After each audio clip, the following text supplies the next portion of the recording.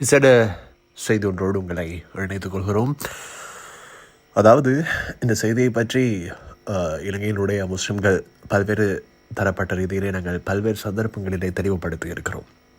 குறிப்பாக இந்த சம்பவத்திற்கு இலக்கான 2 பெயர் குறித்து நாங்கள் ஏற்கனவே உங்களுக்கு தெளிவுபடுத்தி இருந்தோம். ஆனால் அதனை தாண்டி இப்போது ஒட்டுமொத்த சமூகமாக இதனுடைய தேவையை இப்போது உணர்ந்திருக்கிறார்கள். அதன் அடிப்படையில் சில முக்கியமான தகவல்களை இந்த காணொலியிலே பகிர்ந்து கொள்வது தான் நோக்கம். ஆகவே இதனை முழுமையாக பார்வையிடுவதற்கு தவறாதீர்கள். அடுத்தவர்களோடும் கண்டிப்பாக இதனை பகிர்ந்து கொள்ளுங்கள் என்றால் இது ஒரு முக்கியமான விடயமாக இருக்க போகிறது. அதாவது உங்களுக்கு தெரியும், இலங்கையிலே தோன்றி இருக்கக்கூடிய இந்த போலி இறை தூதர்கள், அதிலே மிக முக்கியமாக பலர் இருக்கிறார்கள். அதிலே பேசுபொருளாக இருப்பவர்கள் இவர் ஜெரம் பெர்னாண்டோ. இவர் பற்றி நாங்கள் அடிக்கடி உங்களுக்கு தெரிவித்திருக்கிறோம். ஆரம்பத்திலிருந்து பல மாதங்களாக உங்களுக்கு தெரிவித்திருக்கிறோம். நான் நினைக்கிறேன் இலங்கையில் முதலிலே தொடர்பில் தமிழ் மொழியிலே பேசியது இங்குதான்.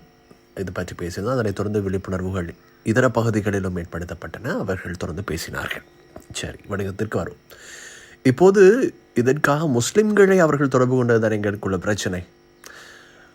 முஸ்லிம் மக்கள் இறைத்துவத்தை எப்படி நம்புகிறார்கள் என்பது எல்லோருக்கும் தெரியும். இந்த நேரத்திலே இலங்கையினுடைய முஸ்லிம்கள் அதிகம் செறிந்து வாழ்கின்ற பகுதிகளிலே அந்த முஸ்லிம்களை எப்படி இவர்கள் அழைத்து செல்கிறார்கள் என்பது தொடர்பான சில தகவல்கள் வெளியாகி இருக்கின்றன. அதாவது ஒவ்வொரு ஊரிலும் குறிப்பாக ஒரு பேருந்து வண்டி தயார்படுத்தப்பட்டு அல்லது ஏதோ ஒரு வாகனம் தயார்படுத்தப்பட்டு ஒரு குறித்த இடத்திற்கு அவர்கள் அழைக்கப்படுகிறார்கள். குறைந்தது 1000 ரூபாய் கட்டணம் கேட்கப்படுகிறது. முடியாதவர்கள் இலவசமாக அழைத்து செல்லப்படுகிறார்கள்.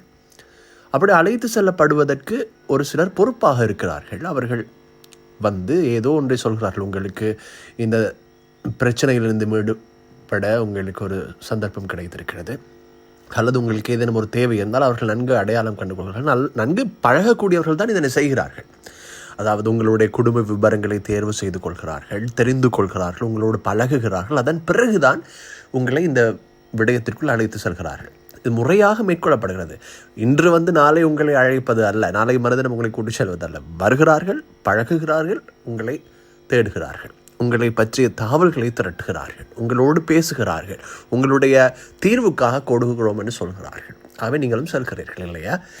இப்படி நடந்து கொண்டிருக்கக்கூடிய நேரத்தில் ஒவ்வொரு பகுதிகளிலும் இப்படி வாகனங்களிலே அழைத்து செல்லப்பட்டு தான் இவர்கள் அந்த நீர்கொழும்பு பகுதிக்கு அழைத்து செல்லப்படுகிறார்கள் என்பது தெளிவாகிறது. அழைத்து செல்லப்படுகிறவர்களுக்கும் அவர்களுக்கு சொல்லிக் கொடுக்கப்பட்டு தான் காணொலிகளிலே பேசப்படுகிறார்கள் என்பதும் தெளிவாகிறது. இங்கே இன்னும் ஒரு விடயத்தையும் கவனிக்க வேண்டியிருக்கிறது. இப்போது இந்த சூழலிலே இது பற்றிய தெளிவு எல்லோருக்கும் கிடைப்பதில்லை. ஒரு சிலர் தங்களுடைய தேவை நிறைவேறுகிறது என்பதற்காக அவர்கள் சொல்கின்ற வார்த்தைகளிலே சிக்குண்டு செல்கிறார்கள். இதற்காக என்ன செய்யலாம் என்றால், ஒவ்வொரு ஊரிலும் இளைஞர் அணிகள் இருக்கின்றன, ஒவ்வொரு ஊரிலும் பள்ளிவாயல் நிர்வாக சபை இருக்கிறது, ஒவ்வொரு ஊரிலும் முக்கிய நிர்வாக அமைப்புகள் இருக்கின்றன. என்ன செய்யுங்கள் நீங்கள் என்றால், உங்களினுடைய பகுதிகளில் இருக்கக்கூடிய உங்கள் சகோதரர்களிடம் இது தொடர்பான தகவல்களை தெரிவியுங்கள். யாராவது உங்களை வந்து ஏதேனும் ஒரு விடயத்திற்காக அழைத்தால் தயவு செய்து பள்ளி நிர்வாகத்தை தொடர்பு கொண்டு விட்டு வாருங்கள் என்று தெளிவாக கூற சொல்லுங்கள். யாராவது உங்களை ஏதோ ஒரு விடயத்திற்காக அழைத்து செல்கிறார்கள் என்றால் பள்ளி நிர்வாக சபை அல்லது ஊரினுடைய கிராம சேவகர் மூலமான ஒரு அத்தாட்சி, ஏதோ ஒரு உத்தியோகபூர்வமான ஒரு ஆவணத்தோடு வருகை தந்து உங்களை சந்திக்க சொல்லுங்கள்.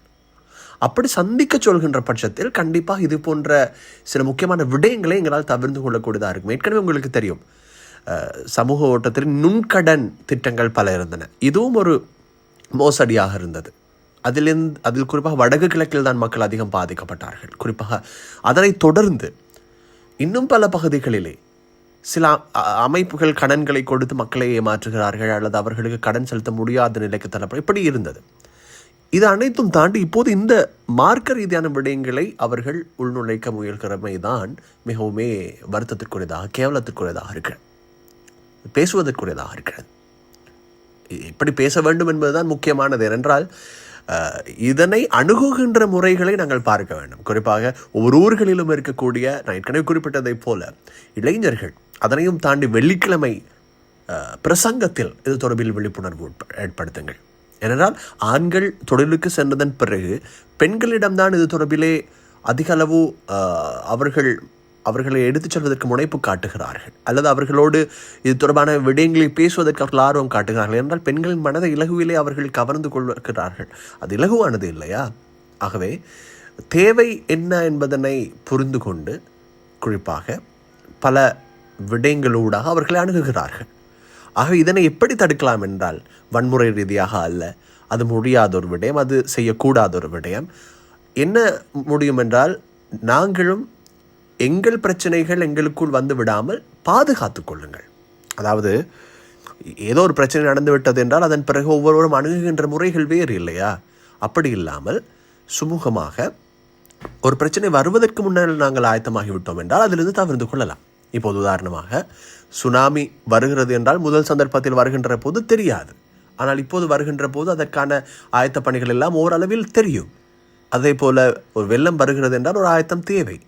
அதே போல் ஏதோ ஒரு விடயம் நடக்கிறது என்றால் ஆயத்தம் அது மாதிரி இந்த விடயத்தையும் கருதுங்கள். ஆகவே உங்களுடைய பிரதேசத்தில் இருக்கக்கூடிய முக்கியமான அமைப்புகளோடு இணைந்து இது தொடர்பில் ஒரு விழிப்புணர்வு ஏற்படுத்துங்கள்.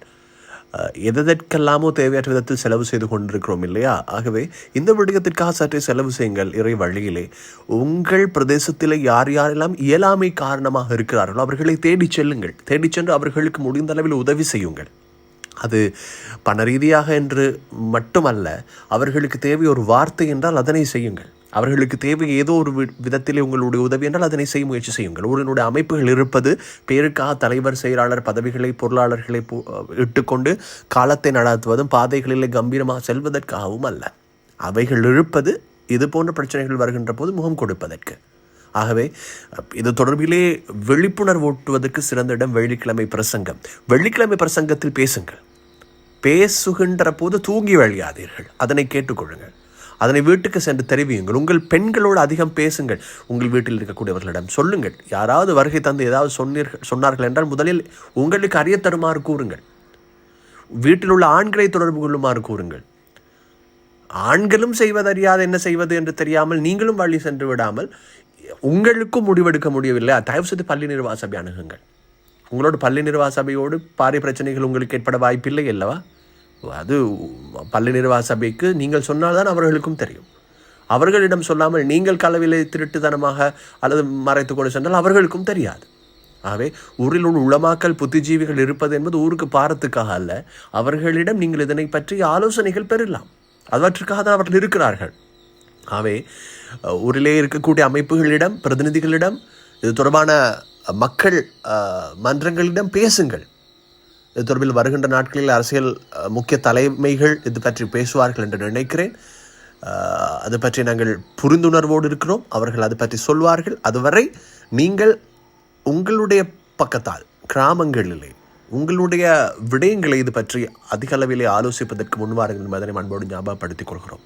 தொடர்ந்து இணைந்திருங்கள் அன்பானவர்களே.